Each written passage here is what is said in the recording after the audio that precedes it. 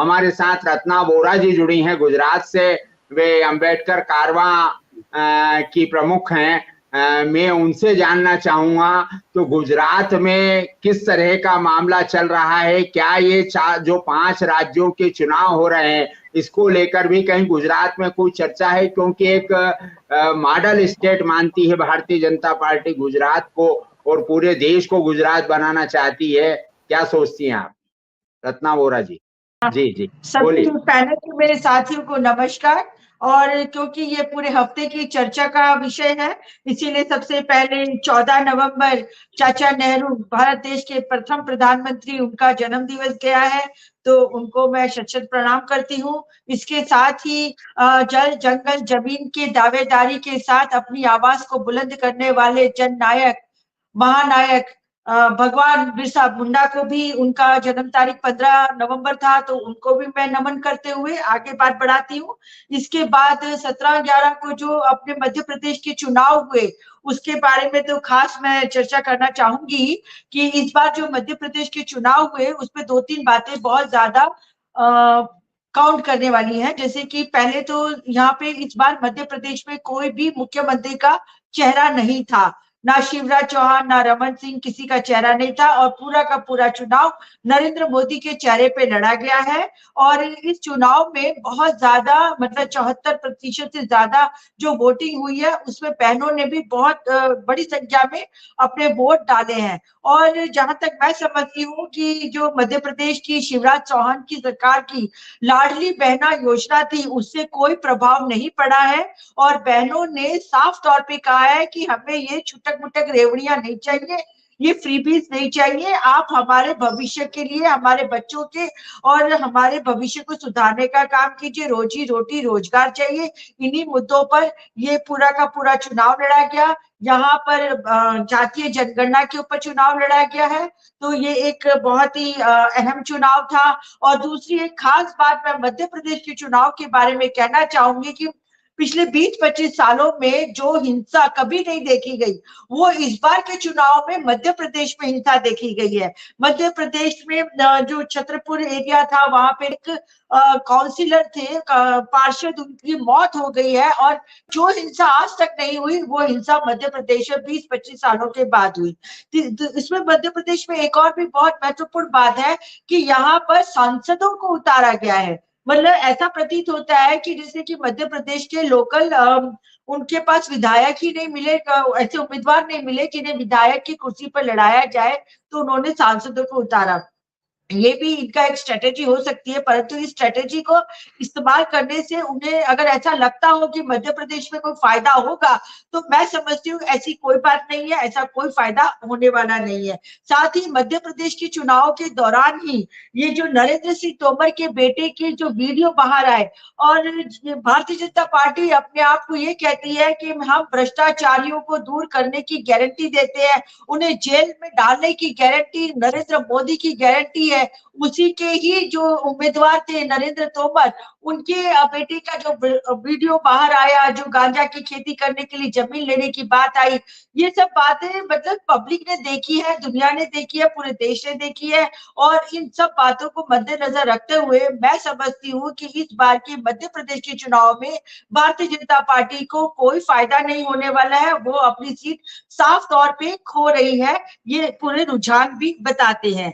अब मैं थोड़ा सा राजस्थान की एक बात करना चाहती हूँ कि नरेंद्र मोदी जी ने इस तरीके से चुनाव प्रचार में कहा कि आप बटन ऐसे दबाइए, कमल पर ऐसे बटन दबाइए जैसे कि वह आप फांसी दे रहे हो। कहने का मतलब कि वो अपने देश की प्रजा को एक जल्लाद के रूप में पेश कर रहे हैं और देश के अंदर हिंसा के संदेश दे रहे हैं। तो नरेंद्र मोदी जो कि देश के प्रधानमंत्री हैं, वह बार बार ये भूल जाते हैं कि वह देश के प्रधानमंत्री है। उनके दिमाग में सिर्फ एक ही बात रिकॉर्ड चलता रहता है कि वो आरएसएस के कार्यकर्ता है और वो भारतीय जनता पार्टी के कार्यकर्ता है, पर भूल जाते हैं कि देश के प्रधानमंत्री है।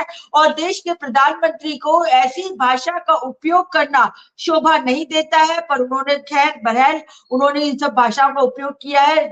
जनता ये भी देख रही है, समझ रही है। अब जाके ये कहते हैं कि अगर राजस्थान में चुनाव में आप जीताओगे तो हम आपको 450 रुपए का सिलेंडर कर देंगे।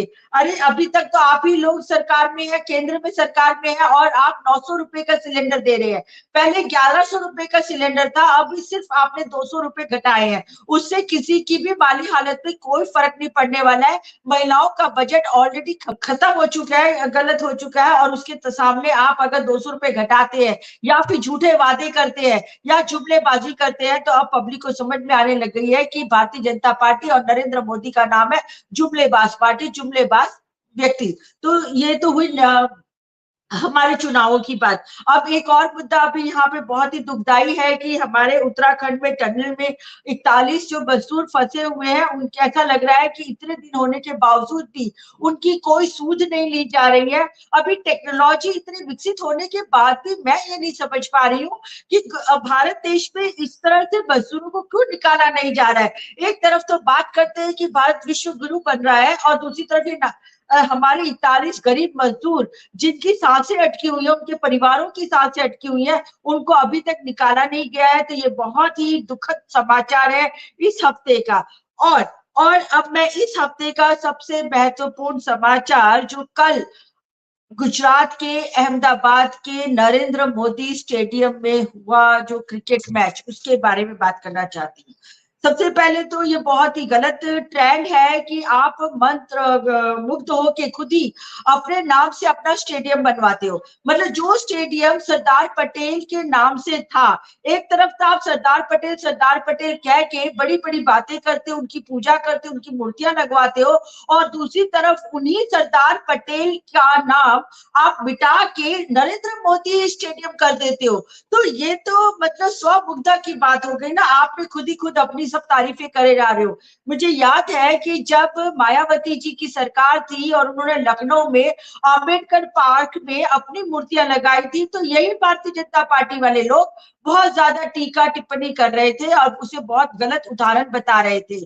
तो यहाँ पे नरेंद्र मोदी जी क्या कर रहे हैं, खुद ही स्टेडियम का नाम बदल के अपना स्टेडियम का नाम डाल रहे हैं, अपना नाम डाल रहे हैं। और जहां तक कि मुझे मालूम है कि हिटलर ने भी अपने शासन काल में अपने जीते जी खुद के स्टेडियम और खुद के नाम और मूर्तियां लगाई थी।